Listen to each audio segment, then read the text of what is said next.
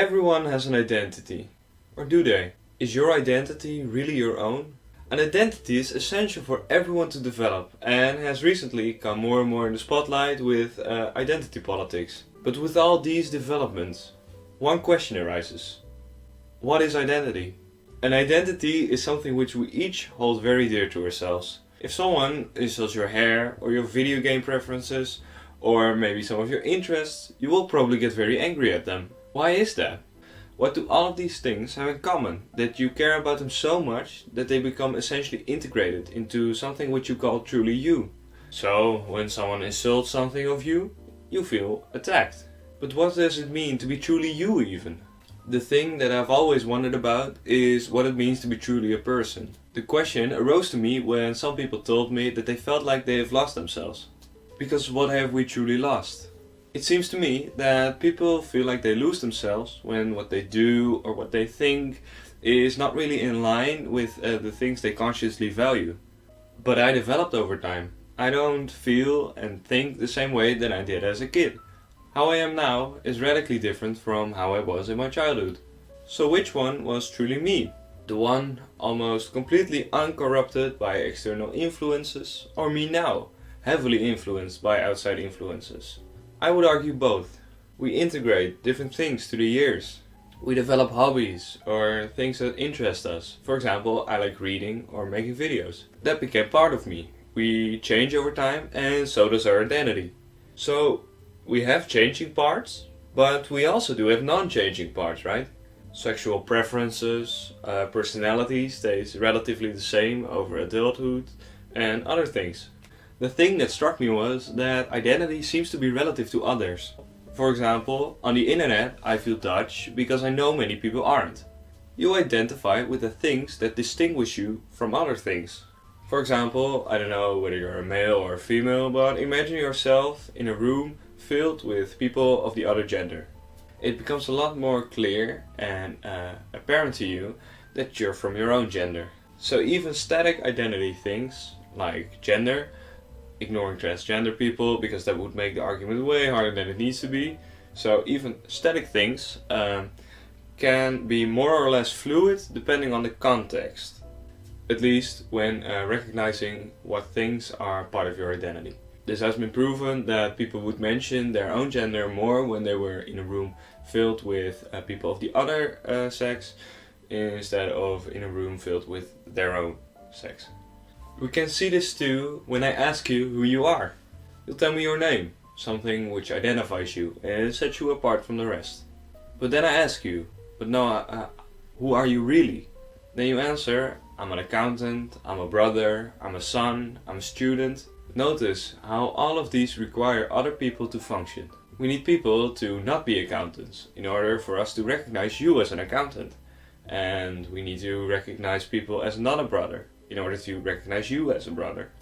This is so interesting to me that our identity is relative to others. Have you ever considered identifying with the fact that you have two hands? You probably haven't, but think about people with one hand. I think they might have mentioned it quite more often when asking about their identity than I or you might have. Do we even have an identity in the absence of others? If it isn't, that would be so cool. I mean, if identity is often recognized as something truly of the self, while it is inherently tied to others. It boils down to this very crude thought experiment, I think. You're on a deserted island and you're the only conscious being to have ever lived and who will ever live. Do you still have an identity? You're still relative to non-conscious things, sure, but it's still fun to think about. Okay, so maybe we do have an identity, but it just depends on the context which part of us become more apparent than other times. So we might have a huge library with things that are all part of our identity, but depending on the situation, you pick out different books or part of your identity that become apparent to you.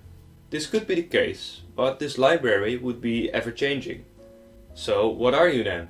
Could you really lose yourself if everything is just integrated in this huge library that is part of you? And are you only the things that you can consciously access?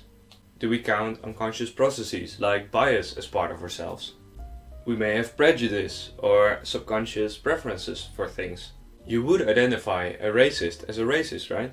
If we count subconscious processes like biases as truly part of ourselves, then we could never really know ourselves, as these things are inherently unconscious.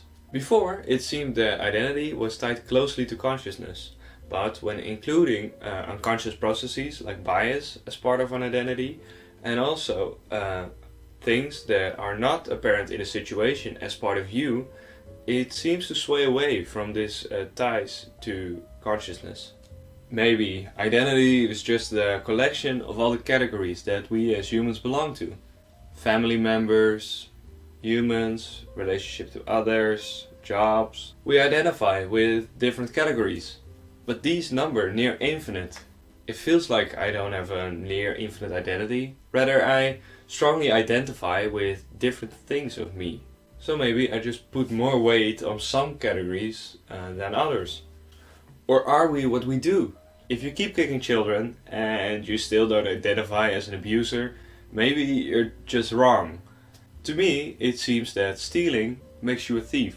So some identity requires action. But then again, not all identities require action. Think of being gay, for example. People are born gay. They don't just become gay as soon as they undertake an action. You were gay before you acted upon it or before you knew it. But you weren't a thief before you knew it or before you stole something. Does this make the one or the other less of a part of an identity?